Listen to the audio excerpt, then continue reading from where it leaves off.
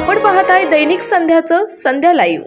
नमस्कार, मी गौरी। आपण पाहत आहात संध्या लाईव्ह। तीर्थक्षेत्र जेजुरी पासून अवघ्या 4 किलोमीटर अंतरावर असलेल्या धालेवाडी गावच्या हद्दीतील कऱ्हा नदीच्या पात्रात उत्खनन केल्यानंतर गुप्त मल्लेश्वराचं प्राचीन मंदिर आढळून आल्यानं खंडोबा भक्तांमध्ये आनंदाचं वातावरण निर्माण झालं आहे।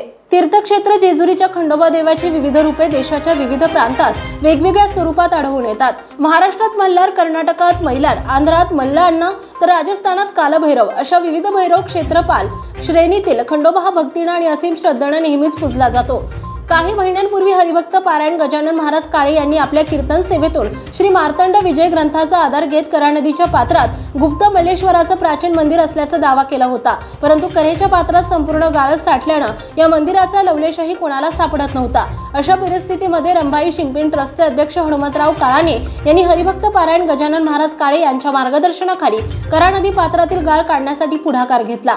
या दरम्यान उत्खनन करताना जवळपास 40 वर्षांपूर्वी गाळाखाली गेलेले गुप्त मल्लेश्वराचं प्राचीन मंदिर धालेवाडीच्या ग्रामस्थांसह रंभाई शिंपिंग ट्रस्टच्या अथक प्रयत्नामुळे अनेकांच्या दृष्टिक्षेपात आलं आहे। एकीकडे संपूर्ण महाराष्ट्राचं कुलदैवत म्हणून ओळखल्या जाणाऱ्या जेजुरीच्या खंडोबा नगरीत दर सोमवती अमावस्येला यात्रा साजरी होत असताना या यात्रेमध्ये लाखो भाविकांच्या उपस्थितीमध्ये खंडोबा गडावरून देवाची पालखी जेजुरी पासून अवघ्या 4 किलोमीटर अंतरावर असणाऱ्या धालेवाडी गावच्या हद्दीत कऱ्हा नदीच्या पात्रात रंभाई देवीच्या मंदिरासमोर शाही स्नानासाठी आणली जाते। मात्र रंभाई देवीच्या मंदिराजवळ गुप्त मल्लेश्वराचं प्राचीन मंदिर आढळून आल्यानं येथील ग्रामस्थांनी मल्लेश्वराच्या पिंडीवर अभिषेक घालून त्यावर हरिद्र चूर्ण भंडारासह चाफ्याच्या फुलांची मुक्त उधळण करून एळकोट एळकोट जय मल्हार अशी गर्जना देखील केली। यावेळी ग्रामस्थांच्या सहकार्यातून या गुप्त मल्लेश्वराच्या मंदिराची रंगरोगटी करण्यात आली आहे। मात्र या मंदिराकडे जाण्यासाठी पक्का रस्ता, नदीपात्रात घाट बांधणे, मंदिरासमोर सभा मंडप तसेच भाविकांना सुखसुविधा पुरवण्यासाठी प्रशासनानं या ठिकाणाचा विकास आराखडा तयार करावा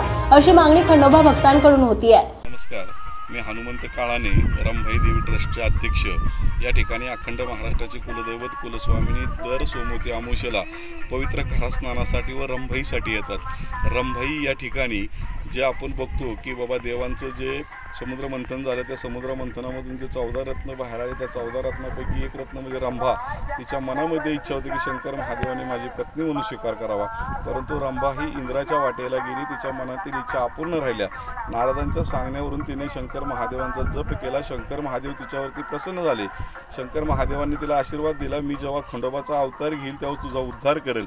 म्हणून कुलस्वामिनी खंडेरायांनी सोमवतीच्या दिवशी तिचा उद्धार केला व दर सोमवती अमावस्येला कुलस्वामिनी खंडेराया या ठिकाणी पवित्र कऱ्हा स्नानासाठी येतात। परंतु महादेवांनी शब्द दिला होता म्हणून महादेव खंडोबाच्या अवतारामध्ये प्रगट होत असताना या ठिकाणी कऱ्हातेरी रंभाई समोर गुप्त मल्लेश्वर म्हणून या ठिकाणी प्रगट झाले। या ठिकाणी गुप्त मल्लेश्वर म्हणून राहिले। राज्यातील बऱ्याचशा भाविक भक्तांना गुप्त मल्लेश्वराच्या मंदिराचा महिमाच माहिती नाही, पण आपण जर मार्तंड विजय ग्रंथ पाहिला त्याच्यामध्ये अध्याय नंबर 27 वरती गुप्त मल्लेश्वराचा संपूर्ण महिमा सांगितलेला आहे। हे धरण 40 वर्ष पाण्यामध्ये, हे धरणामध्ये 40 वर्ष मंदिर बुडलं होतं, हे गाळामध्ये होतं। आम्ही ग्रामस्थांनी आणि रंभाई देवस्थान ट्रस्टनी हे गाळातून मंदिर बाहेर काढलं, त्याचं उत्खनन केलं। उत्खनन केल्यानंतर त्यातला गाळ बाहेर काढल्यानंतर आम्हाला आतमध्ये समजलं कडेपठारचं मंदिर आणि हे मंदिर एकसारखं हुबेहूब आहे आणि याच्यामध्ये गुप्त मल्लेश्वराची मोठी पिंड आहे आणि राज्यातल्या भाविकांना खऱ्या अर्थाने याचं दर्शन मिळावं म्हणून आम्ही ते आता सुशोभीकरण करून दर्शनासाठी खुलं केलेलं आहे। प्रतिनिधी सिकंदर नदाफ यांसह कॅमेरामन गोरख मेवाणे, पुरंदर, पुणे। महाराष्ट्र तसेच पुणे जिल्ह्यातील महत्त्वाच्या बातम्या पाहण्यासाठी संध्या लाईव्ह न्यूज चॅनलला YouTube वर सबस्क्राईब करा आणि बेल आयकॉन प्रेस करा।